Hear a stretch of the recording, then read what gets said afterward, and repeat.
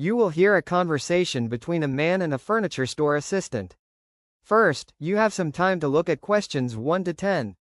You will hear the conversation only once.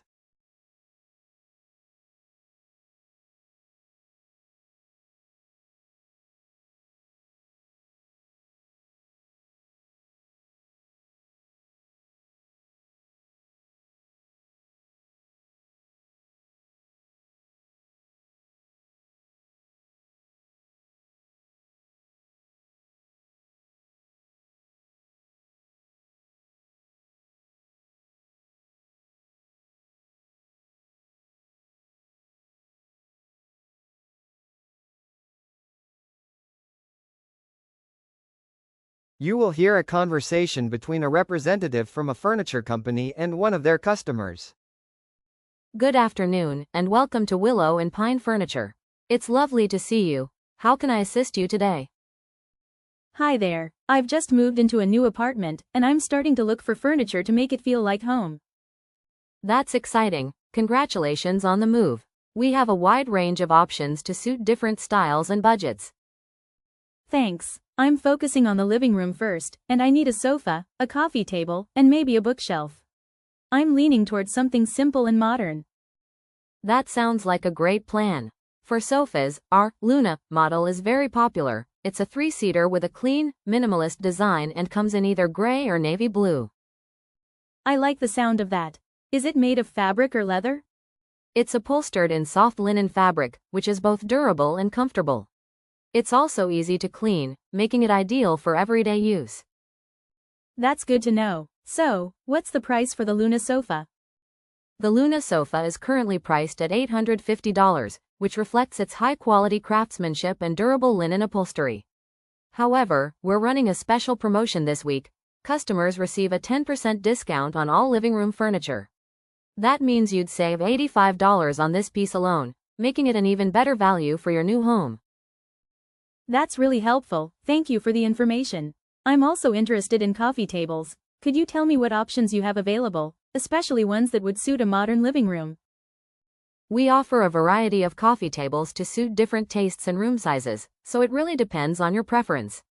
One of our most popular models is the Nova table. It features a tempered glass top paired with sleek metal legs, giving it a clean, contemporary look that works especially well in smaller living spaces. I think I'd actually prefer something made of wood instead. I'm aiming for a warmer, more inviting atmosphere in the room, and I feel that natural materials like wood help create that cozy, homely vibe. In that case, I'd suggest taking a look at our Arbor coffee table. It's beautifully crafted from reclaimed oak, giving it a rustic yet refined appearance that adds warmth to any room. The natural finish highlights the wood's unique grain patterns, making each piece slightly different. It's priced at $120, which is excellent value for something so well made. That sounds perfect. I think that table would really suit the space. Now, I'm also looking for a bookshelf. Ideally, I'd like something tall with multiple shelves, so there's plenty of room for both my book collection and a few decorative items like photo frames or plants. You might really like our Cascade bookshelf. It's one of our most popular models. It stands tall and features 5 generously sized shelves, giving you plenty of room for books, decorative pieces, or even storage baskets. It's available in 2 finishes, a rich walnut for a classic look, or a clean white that suits more modern interiors, so you can choose whichever best complements your space. I think I'll go with the walnut finish. It has a warm tone that will complement the coffee table beautifully. Could you let me know how much that particular bookshelf costs? That particular bookshelf is priced at $210, which is quite reasonable given its size and quality. Additionally, if your total purchase comes to more than $1,000, we'll deliver everything to your home free of charge, no extra fees or hidden costs. That's wonderful to hear. I've made up my mind. I'll go ahead and purchase the Luna sofa, the Arbor coffee table, and the Cascade bookshelf in the walnut finish. I think these pieces will really help create the cozy and modern atmosphere I'm aiming for in my living room. That's an excellent selection. These pieces will really help create a stylish and inviting atmosphere in your living room. Now, to make things easier for you, would you prefer to have the delivery scheduled during the week, or would a weekend slot work better for your schedule? The weekend would definitely work better for me, as I'm usually home then. If possible, I'd prefer a Saturday morning delivery. That way I can be there to receive everything and make sure it's all set up properly. That's absolutely fine. We can go ahead and schedule the delivery for Saturday morning as requested. I'll just need to take down a few of your details now so I can confirm the order and make sure everything is properly arranged for a smooth delivery. That's the end of section 1. Now you have half a minute to check your answers.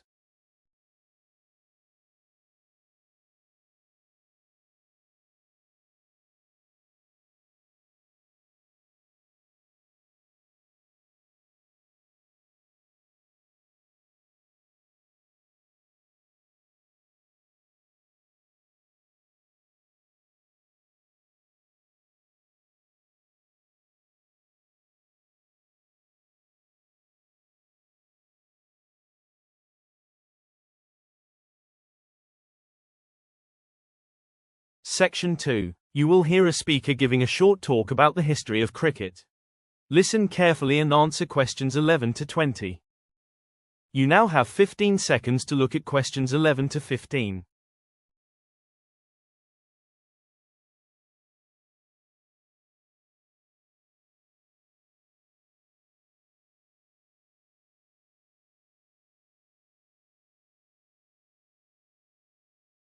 Hello everyone, I am John and today I would like to talk about history of cricket. Cricket is widely believed to have originated in England during the 16th century. In its earliest form, it was a simple game played by children in rural communities, often using improvised equipment like sticks and stones. Over time, the game evolved and began attracting adult players, particularly in the southeastern counties of England. By the mid-18th century, cricket had gained significant popularity, and in 1744, the first official set of laws governing the game was drafted, laying the foundation for its formal structure. A pivotal moment in cricket's history came in 1787 with the establishment of the Marylebone Cricket Club, commonly known as the MCC. Based at Lord's Cricket Ground in London, the MCC became the custodian of the game's laws and played a central role in standardizing rules and promoting the sport both within Britain and abroad. As the British Empire expanded during the 19th century, cricket was introduced to many of its colonies, including India, Australia, South Africa, and the West Indies. These regions embraced the sport enthusiastically, and it soon became a symbol of both colonial influence and local pride. The first official Test match, a format known for its length and strategic depth, was held in 1877 between England and Australia in Melbourne. This marked the beginning of international cricket competition. Nearly a century later, in 1971, the one-day international format was introduced, offering a faster-paced alternative that appealed to broader audiences. Then, in 2003, the 2020 format emerged, revolutionizing the game with its emphasis on entertainment, speed, and high-scoring action. Cricket has produced many iconic figures, but none more revered than Sir Donald Bradman. An Australian batsman, Bradman is often hailed as the greatest player in the history of the sport, with a career batting average of 99.94, an achievement that remains unmatched. His legacy continues to inspire generations of cricketers around the world. Now you have 15 seconds to look at questions 16 to 20 because you will not hear the audio a second time.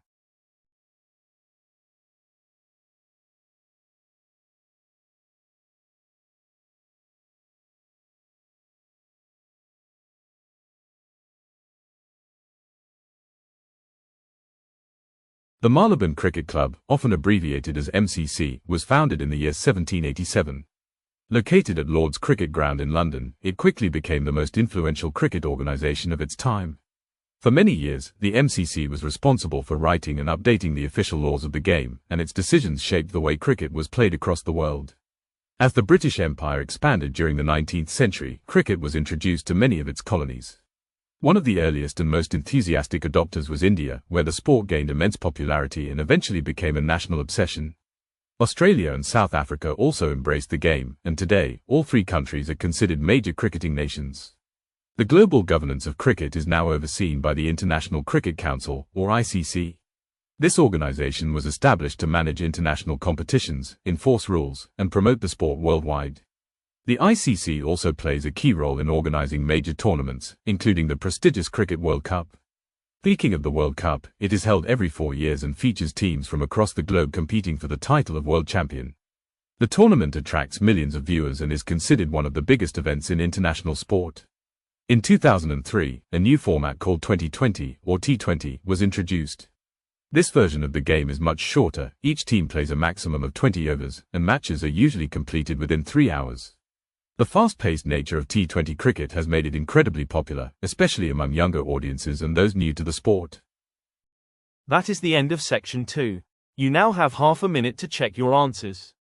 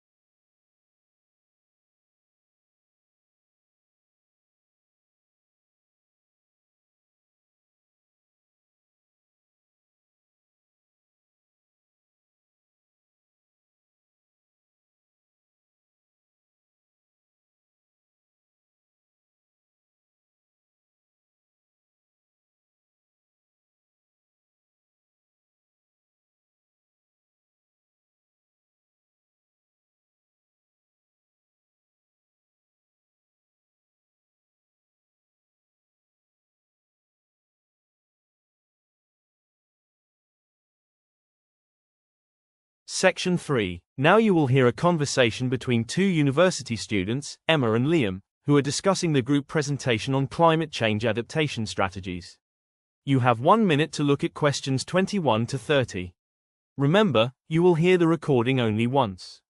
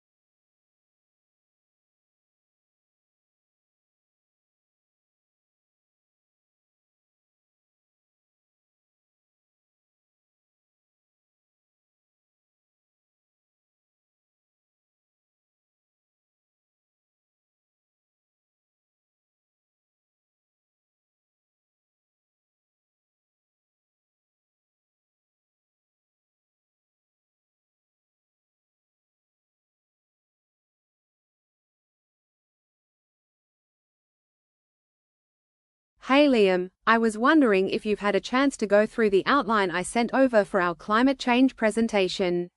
I tried to organize the main sections based on what we discussed last week, starting with the causes, then moving into the impacts, and finally covering the adaptation strategies.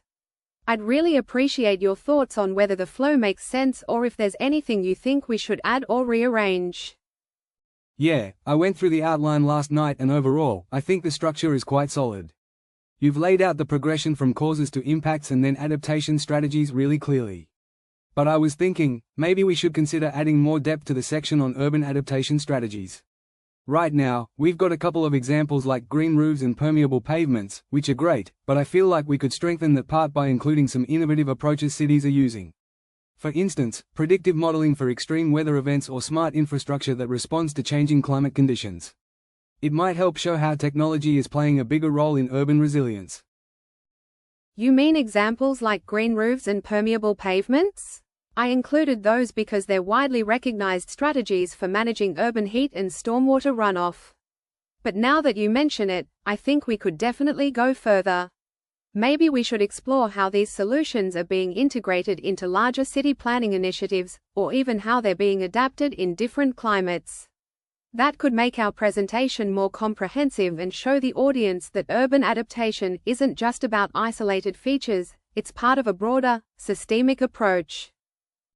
Exactly. And I recently read about Rotterdam's water plazas. They're such a clever example of multifunctional design, spaces that serve as public gathering areas but also act as flood control basins during heavy rainfall. Oh yes, I came across those too. They're a brilliant illustration of how cities can combine utility with community engagement. Including that case study would definitely enrich our urban section. Agreed. Now, what about rural adaptation strategies? I feel like we haven't fleshed that out enough yet. You're right. I was thinking of focusing on agricultural responses, like crop diversification and the use of drought-resistant seeds. There's a recent study from India that shows how farmers are switching to millet because it requires significantly less water than traditional crops like rice. That's a strong example. It shows how adaptation can be both practical and culturally relevant. Let's include it. Also, have you thought about how we'll handle the Q&A session? I think we should prepare answers for common questions, like the difference between mitigation and adaptation, or how individuals can contribute to climate resilience. Those tend to come up a lot. Good idea. Maybe we can end the presentation with a slide on personal actions, like reducing carbon footprints, supporting local climate initiatives, or even advocating for policy changes.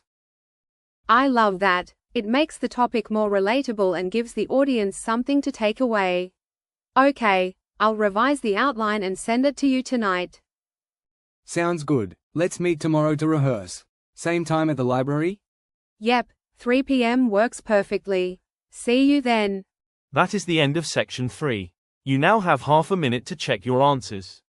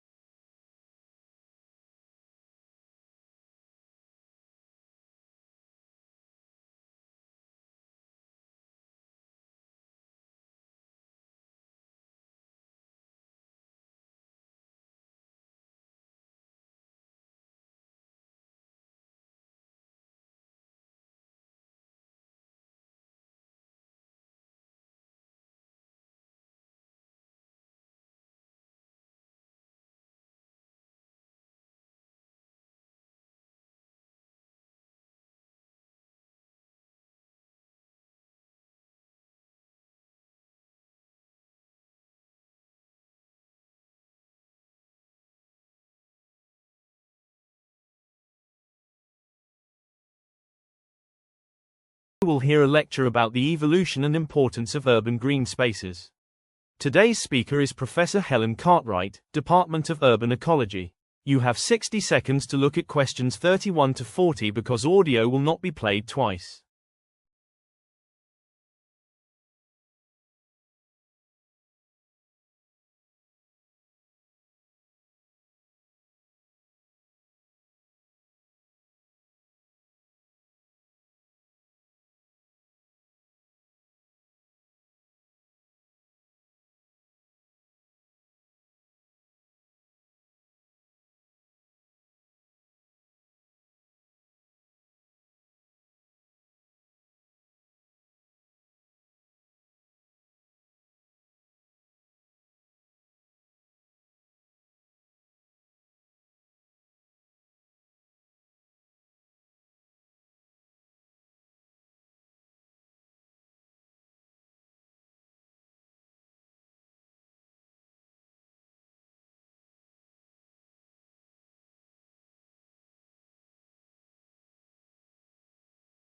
Good afternoon, everyone. I'm Professor Helen Cartwright, and today we'll be exploring the development and significance of urban green spaces throughout history, as well as their evolving role in modern city planning. Urban green spaces, such as parks, botanical gardens, and recreational zones, have long been recognized as essential components of city life. They offer not only aesthetic appeal but also serve as vital areas for social interaction, environmental regulation, and public health. Historically, the concept of green spaces dates back to ancient civilization. In Mesopotamia and Egypt, gardens were often associated with temples and palaces, symbolizing both religious reverence and visual harmony. These early green areas were typically reserved for the elite and were designed to reflect cosmic order and divine beauty. The modern idea of public parks, however, began to take shape in the 19th century, particularly in industrialized Europe. As cities grew dense and pollution increased, urban planners sought to create open spaces that could counteract the negative effects of industrialization. Cities like London and Paris pioneered the development of large public gardens, aiming to improve air quality and provide leisure opportunities for the working class. One of the earliest and most influential examples of a planned urban park is Birkenhead Park in England, designed in 1847 by Joseph Paxton. Its innovative layout, featuring winding paths, artificial lakes, and open lawns, served as a blueprint for Central Park in New York City, which was completed in 1858. Central Park, designed by Frederick Law Olmsted and Carl Verdevaux, became a global model for urban parks, emphasizing both scenic beauty and public accessibility. As we moved into the 20th century, the role of green spaces expanded beyond aesthetics and recreation. Urban planners began to understand their ecological value. Trees and vegetation help mitigate the urban heat island effect, absorb harmful pollutants, and support biodiversity by providing habitat for birds, insects, and small mammals. This benefit led to the emergence of green infrastructure, a planning approach that integrates natural systems into urban environments to manage stormwater, reduce flooding, and enhance climate resilience. However, despite their many advantages, urban green spaces face numerous challenges. Rapid urbanization often results in the loss of parkland, as cities prioritize commercial and residential development. Maintenance costs can be substantial, especially for older parks that require restoration. Additionally, access to green spaces is not always equitable. Studies have shown that low-income neighborhoods frequently have fewer parks, and those that do exist are often smaller and less well-maintained. To address this disparity, governments, urban designers, and non-governmental organizations have launched a variety of initiatives aimed at expanding green coverage. Innovative solutions include vertical gardens on building facades, rooftop parks atop commercial structures, and community-led greening projects that empower residents to transform vacant lots into vibrant green areas. These efforts are not just about beautification, they're about ensuring that every urban resident, regardless of socioeconomic status, can enjoy the physical, psychological, and environmental benefit of nature. In conclusion, urban green spaces are far more than decorative features. They are dynamic, multifunctional assets that contribute to the health, sustainability, and inclusivity of our cities. As we fast-growing environmental and social challenges, the thoughtful integration of green spaces into urban planning will be crucial for building resilient and livable communities. That is the end of section 4. Now you have half a minute to check your answers.